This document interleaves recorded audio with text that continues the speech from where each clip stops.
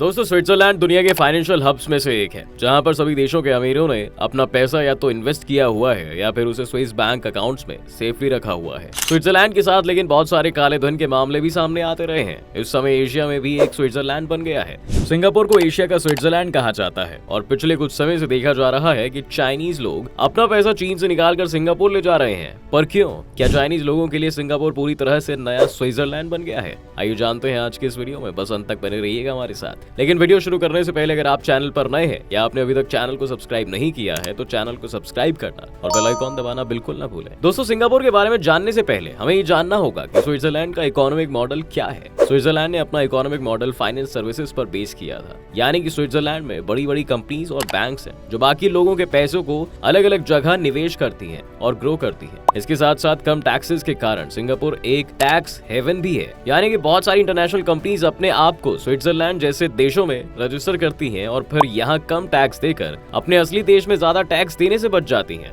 इन सब के साथ साथ स्विट्जरलैंड के बैंकिंग रूल्स भी हैं जो अपने कस्टमर्स को पूरी प्राइवेसी देते थे और अगर किसी देश की सरकार भी स्विस बैंक से किसी कस्टमर की डिटेल मांग ले तो वो मना कर देते थे। यही वजह थी कि करप्शन या बाकी किसी क्राइम से कमाए गए पैसों को भी स्विट्जरलैंड में सेफ रखा जा सकता था। सिंगापुर की भी इकोनॉमी लगभग इसी तरह की है, लेकिन वहाँ पर स्विस प्राइवेसी लॉज नहीं है जो कस्टमर्स के पैसों को इस तरह प्रोटेक्शन देते। लेकिन दोस्तों, सिंगापुर पर भी पिछले कई समय से 100 से ज्यादा देशों द्वारा ये दबाव डाला गया है कि वो इन लॉज की आड़ में क्राइम को सपोर्ट कर रहे हैं, जिस वजह से स्विट्जरलैंड ने भी अपने यहाँ के अकाउंट होल्डर्स के नाम उन देशों को बताने शुरू कर दिए हैं। इन देशों में भारत भी शामिल था और अब तक वो 4 डोसिया हमें दे चुके हैं जिसमें भारतीय लोगों के स्विस बैंक अकाउंट की सभी डिटेल्स भी हैं। इसलिए इस मामले में भी अब सिंगापुर और स्विट्जरलैंड लगभग एक से ही होने लगे हैं। पहले से ही ये खबर आ रही थी कि स्विट्जरलैंड के मॉडल को अब काफी देशों ने अडॉप्ट कर लिया है, जिस वजह से फाइनेंशियल सेक्टर पर जो स्विट्जरलैंड की डोमिनेंस थी वो कम हो रही है। स्विट्जरलैंड को टेक ओवर करके हांगकांग के लिए कहा जा रहा था कि वो उसकी जगह ले लेगा, क्योंकि हांगकांग मेनलैंड चाइना से अलग था। साथ ही यहाँ से आप पूरी दुनिया के मार्केट से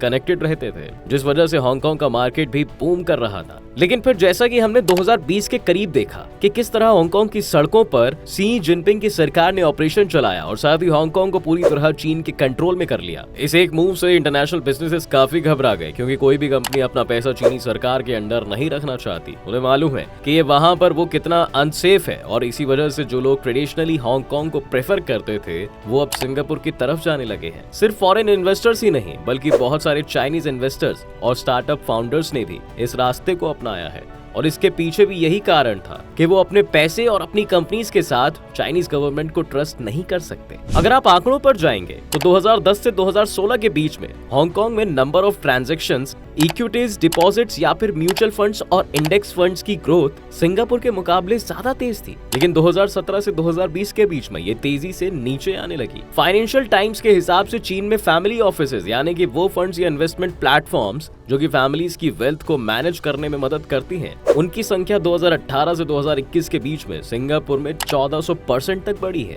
जहां ये कभी 50 हुआ करते थे, आज बढ़कर 700 पहुंच चुके हैं। कुछ एस्टिमेट्स के मुताबिक इनकी संख्या 2022 से 23 में फिर से डबल हो सकती है और इसमें से 40% इन्वेस्टमेंट्स चीन से आ रही है। सिर्फ अकेले 2022 में 500 से ज्यादा चाइनीज कंपनीज ने अपना रजिस्ट्रेशन सिंगापुर में करवाया है और यहाँ से ही ये लोग अब डायरेक्टली इंडिया, वियतनाम और बाकी इमर्जिंग मार्केट्स में डायरेक्टली इन्वेस्ट भी करेंगे।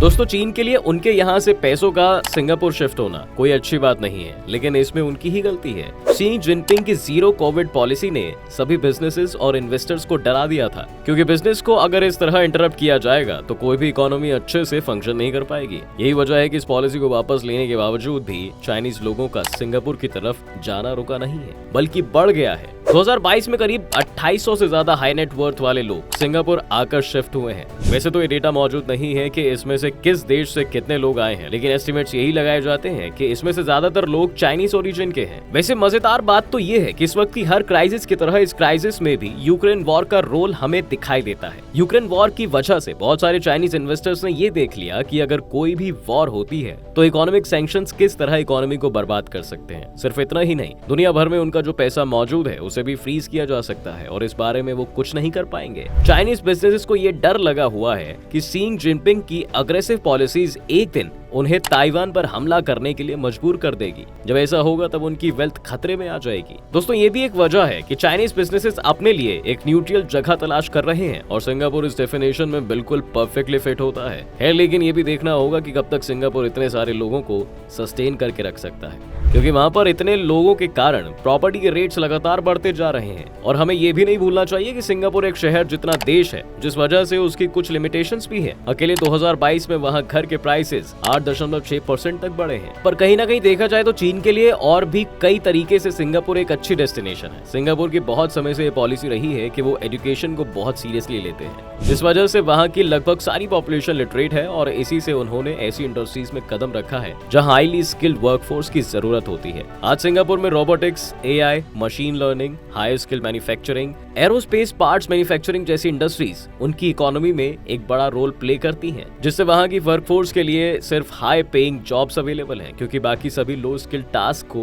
वो टेक्नोलॉजी से रिप्लेस करने में लगे हुए हैं। ये एक बड़ी वजह है कि जो लोग सिंगापुर शिफ्ट हो रहे हैं वो इन फील्ड्स में भी अच्छा कंट्रीब्यूशन कर सकते हैं और अपने बिजनेस को आगे ले जा सकते हैं। वैसे सिंगापुर चाइनीज लोगों के लिए एक नेचुरल चॉइस भी है, क्योंकि यहाँ की 75% पॉपुलेशन एथनिकली चाइनीज ही है और इसी वजह से यहाँ पर इंग्लिश के अलावा मैंड्रिन भी बोली जाती है। कल्चर और भाषा सिमिलर होने के कारण चाइनीज लोगों के लिए सिंगापुर में शिफ्ट करना और वहाँ के एनवायरनमेंट को अडॉप्ट करना बहुत आसान हो जाता है। लेकिन अब सवाल ये है कि क्या अब सिंगापुर चाइनीज बिजनेसमैन के लिए टैक्स चोरी करने का साधन तो नहीं बन जाएगा? इसका जवाब हाँ और ना दोनों है। एक तरफ तो आप ये आर्ग्यू कर सकते हैं कि सिंगापुर में बैंकिंग प्राइवेसी लॉज नहीं है, इसलिए कोई भी अपना पैसा वहां रखकर बच नहीं सकता, लेकिन ये पूरा सच भी नहीं है। अगर आप शेल कंपनीज के जेल को समझते हैं तो बहुत सारे टैक्स हेवेंस में इस तरह का पैसा रखा जाता है और स्विट्जरलैंड भी इस मामले में अछूता नहीं है। दूसरा तरीका जिससे चीन को बड़ा नुकसान हो सकता है वो ये है कि अगर चीन की कंपनी सिंगापुर में रजिस्टर होकर अगर चीन के अंदर ऑपरेट करेंगी तो वो सरकार को मिलने वाला काफी सारा टैक्स रेवेन्यू कम कर देंगी, यानी कि चीन को चाइनीज कंपनीज ही टैक्स नहीं पे कर रही होंगी, जिससे काफी नुकसान भी हो सकता है। इसके बाद सरकार के पास यही रास्ता बचेगा कि या तो इन कंपनीज को फॉरेन कंपनीज कहकर बैन कर दिया जाए या फिर किसी तरह इनकी चाइनीज एंटिटीज से टैक्स वसूलने की